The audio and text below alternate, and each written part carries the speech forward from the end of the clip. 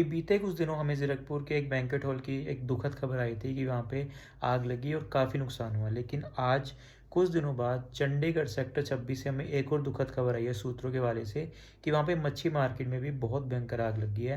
And आग इतनी ज़्यादा भयंकर है कि कोई आसपास नहीं जा पा रहा।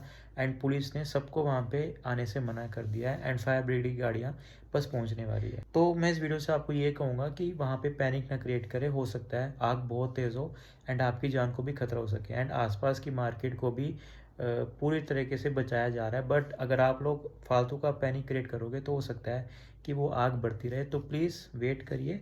एंड अभी आग लगने की वजह सामने नहीं है, बट जैसे ही वो सामने आएगी मैं आपके सामने वो प्रस्तुत करूंगा। बट अभी सूत्रों के बारे से ही खबर है। भगवान से एक ही प्रार्थना रहेगी कि वहाँ पे जल्द से जल्द सब सही हो जाए एंड किसी की जान मान को नुकसान ना हो।